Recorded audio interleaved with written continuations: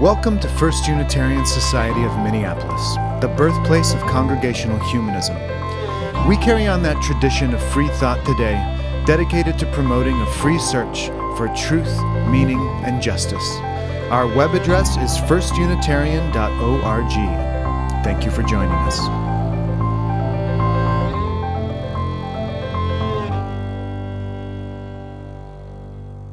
So our theme for the month of February has been inclusion. And 2 weeks ago, I opined here about how a community's identity can be determinative of who or what is included. The clearer we are about who we are, the more apparent it is who may feel comfortable in our company and who might not.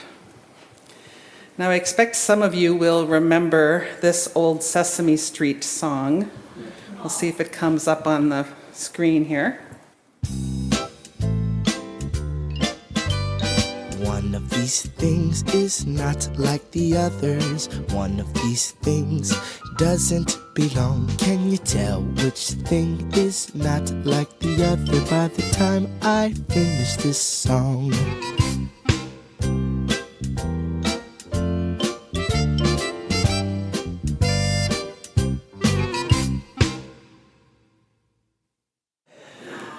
Now, it's rather unfortunate for these times that those balloons are blue and red. Those two colors have taken on some pretty specific meanings.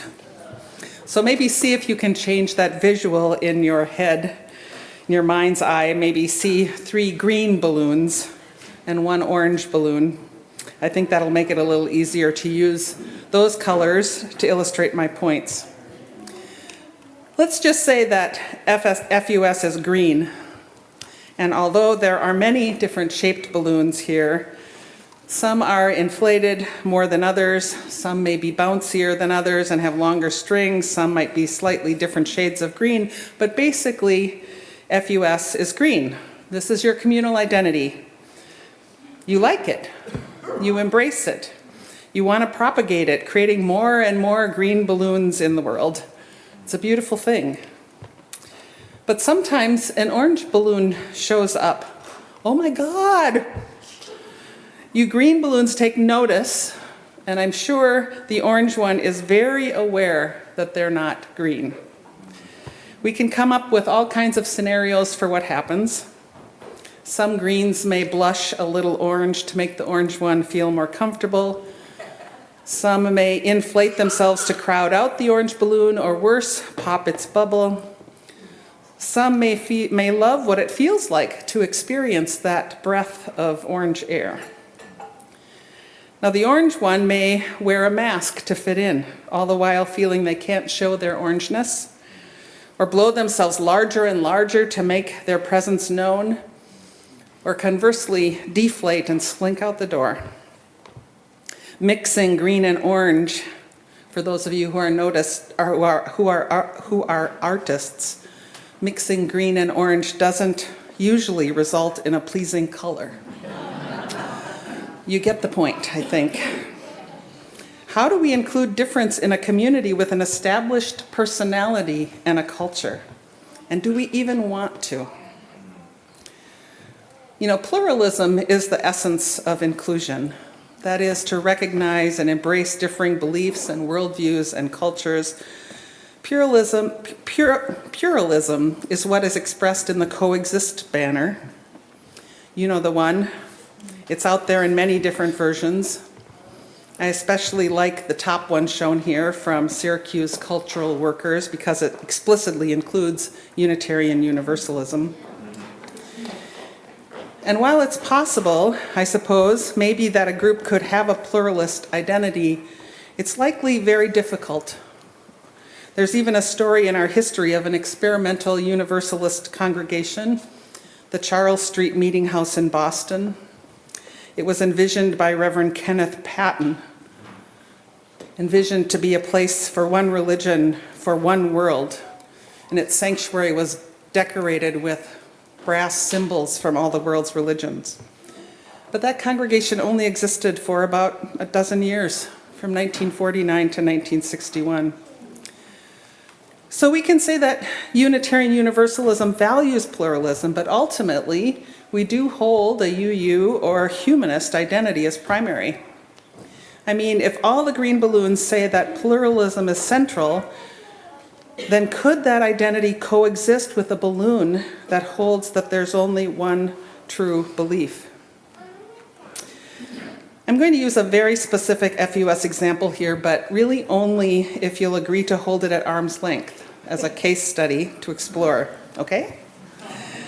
The subject is rather mundane, but like the balloons, I hope it can point to larger and maybe less tangible situations.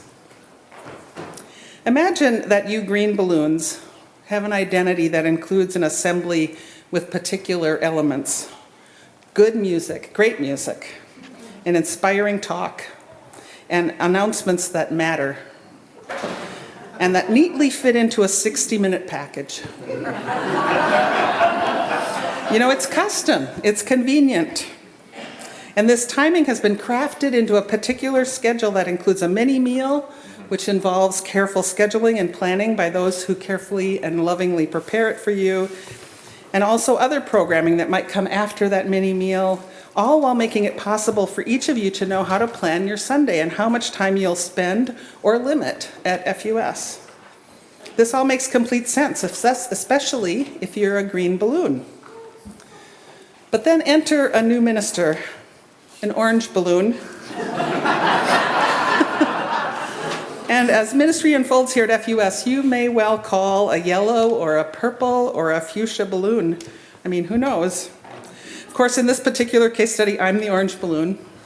And upon entering, I had not yet been a part of a congregation where the timing of the assembly or the service has been expected to be so exact. In orange culture and ministerial identity, the elements of the morning are included based on their worth, either contributing to the topic or adding provocative counterpoints or giving space for reflection or providing important information. So while of course some attention had to be paid to timing, it's not a strong consideration. Now I'm going to leave this here because you should know and trust that we're working on this case study together. The kitchen crew is being as accommodating as possible. We're starting after meal programming at 12:15 rather than noon. I'm begging for your announcements to be as brief as possible. And I'm much more aware of how much time I can speak given all else that's happening. But this is a great case study, right? Green balloons value the clock and the mini meal.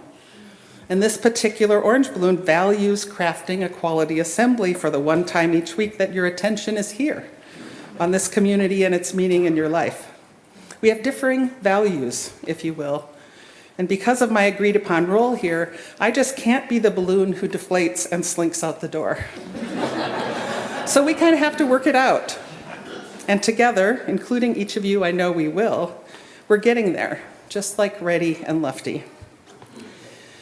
Now, I don't know if this is helpful, but this Venn diagram shows an example of not only coexistence, but of finding the sweet spot among what can be competing values or objectives. Ever since I saw this model, I've loved the idea of looking at purpose or identity through this lens, finding that sweet spot where what we're good at, what we love, and what the world needs meets. And maybe this could be a way to expand a communal sense of identity, knowing that what we're good at can include the gifts of many different colors and balloons, and that what we value or love can be just as inclusive. Maybe inclusion happens when we're able to find that sweet spot of connection. You know, and I pulled that particular image off the web, and so the words could be changed there in those different circles to find where those places are that we overlap. But here's the rub, I think. Sometimes what matters to us, our values, are so important that we can't compromise. And hopefully we're talking about things here more critical than the timing of the assembly. There are places where we have to stand firm and claim who we are, individually and as a community. For racial justice, for reproductive justice, for trans rights, for the planet, for democracy, for putting love at the center. And it's a long list, especially right now. And there are other places where we might well examine if what we're insisting on is important enough to divide us. Last weekend, I attended a workshop on trauma-informed ministry. The workshop was for folks who are, as we say, baby ministers, in formation for ministry, folks in seminary doing internships, etc. And I was there as a chaplain to be available for anyone who needed support in that conversation. So what does it mean to be trauma-informed?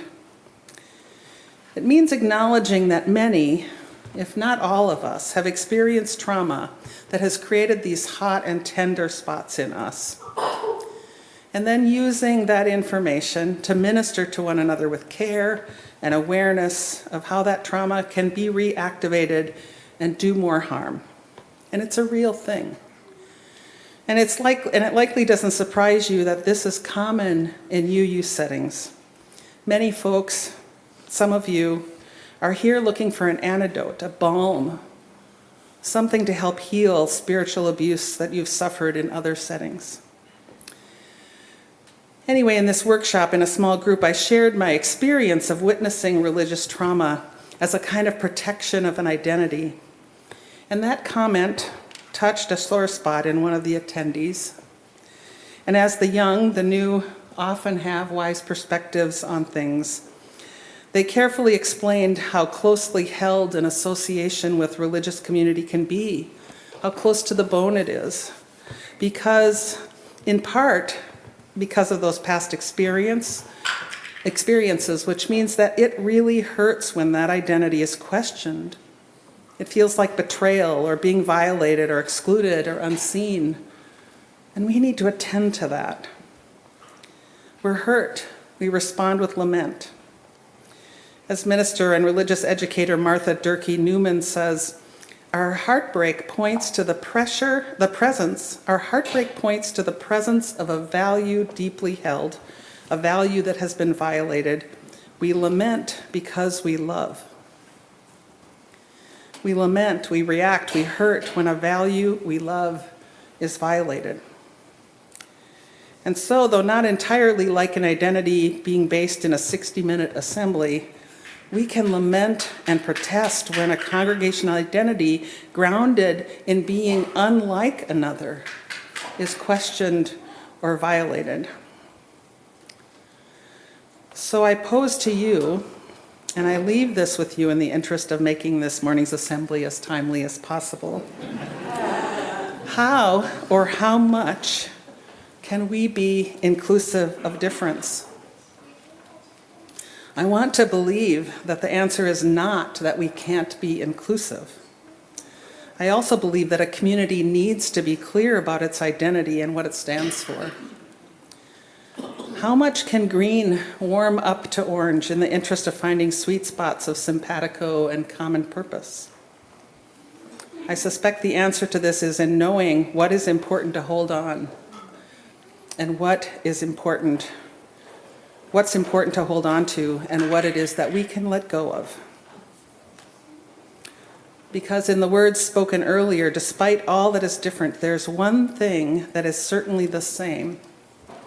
Somehow, we are all right here, right now. So be it.